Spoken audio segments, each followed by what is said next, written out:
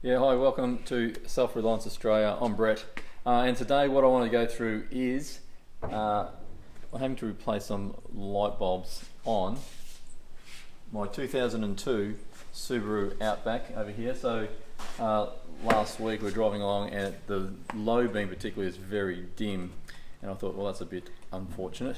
It is generally fairly low anyway.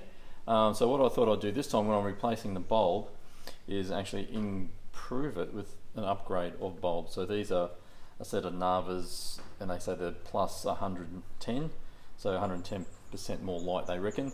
Gives you about 30 metres further distance down the road. Not too sure how that's going to go, but they are Australian design rules approved, so it is actually legal to put that into the car. Yeah, so what I've done also at the same time, I'm also going to upgrade my fog lamps as well, because as fate would have it, my low beam on the driver's side and also my fog lamp on the driver's side have both gone off in the same week, which is not usual, by the way, but just timely that I can do them both at the same time. So I've bought packs of two, so I'm going to upgrade both sides, and we'll go through that and what the process is.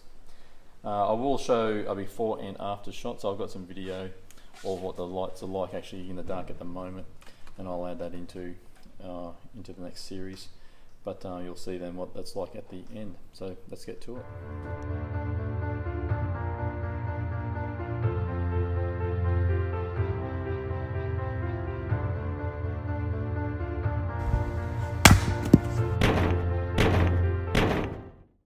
So this is the before shot. It is very dull. So remember though that one headlight was out, so that's why it's so dull. And this is now with both replaced after I got the new bulbs and put the low beams back in.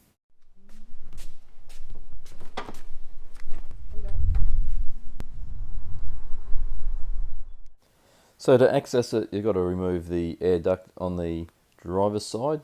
Otherwise you just can't get your hand in underneath. Then on the passenger side, look, you can actually remove the battery if you want to. It does give you more access. Look, I don't feel you really need to, but some people do recommend that. But I was able to do it without having to pull it out. So one of the things I talked about in the first video was when we first moved down, we realised that one of the things that we don't have anymore is quick and easy access to tradies. And in particular, like here, even getting access to the mechanic, there's only one mechanic in town, and it's like a 3-week wait to get in. And look, that's fine because you can plan most things, but unfortunately when a light bulb goes out, it's one of those things that you do actually want to fix up pretty quickly and get yourself back on the road, especially when we do a fair bit of night driving. It just makes things a lot safer. So we've had a few showers coming through, so you might hear some rain on the shed at some stage through the video, but let's come up to the shed today and just move a few things around. And I've parked up here, so I've got some access to my bench and tools and things like that. So now to remove that air intake, it's two bolts, and then you simply pull it out of the hose at the other side, so there's no clips for that. It just slots straight in. Very simple to pull out. So you see this plastic cover here, I can work out, well I'm hoping anyway. You just have to spin that. Ah, yeah, there we go, and that pops off. It's a bit like magic really, there we go. And then our bulbs are in the bottom here. And if you can get that camera in here, you'll see that we've got some little clamps in here. Okay, so we've got some little clips in here, so we should be able to move those around when I can get in there. See how I'm going to get that out, and that'll just hold the bulb in. Once I unclip that, that just plug off the back.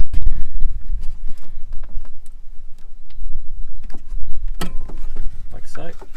And that should be the bulb undone.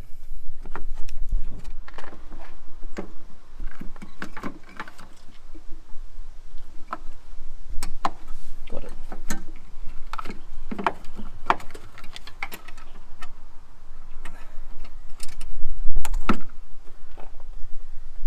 And there is our little bulby.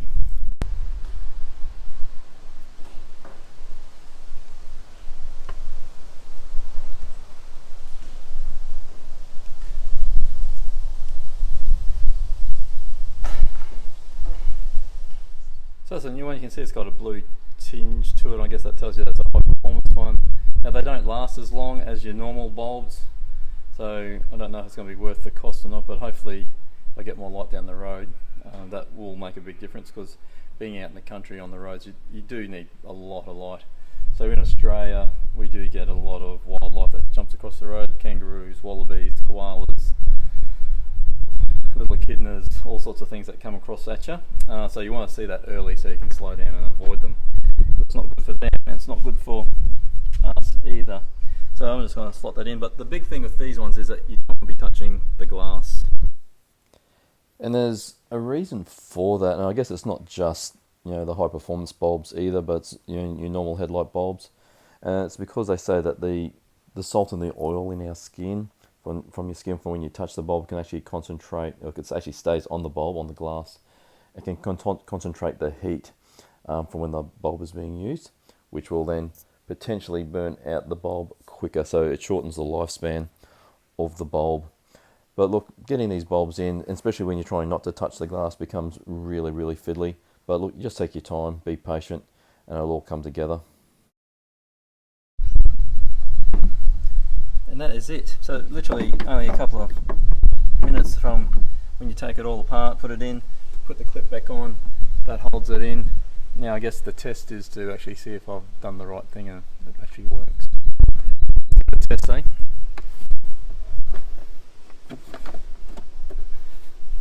So just putting the air duct back on here, and that just slots in there. As you may have noticed, for those that are keen Subaru people, I was actually taking the wrong bulb out. That's because they've supplied me the wrong bulb. So I did go to the shop yesterday and say, hey look, I need low beams. They said, hey, these are the ones you need, and they've given me high beams. So I actually have swapped out the high beams. Same process. So what I'll do though, I'll wait till I get back to the shop, which might add is over an hour drive away. H7s, which will fit, and I'll bring those in. So there you go, another job is done. I finally got the replacement bulbs, put the low beams in, and it's all working great. Now if you've liked this, please give it the big thumbs up and share it with your friends. If you haven't already, please subscribe, as it always helps the channel out. Until next time, I'll see you then.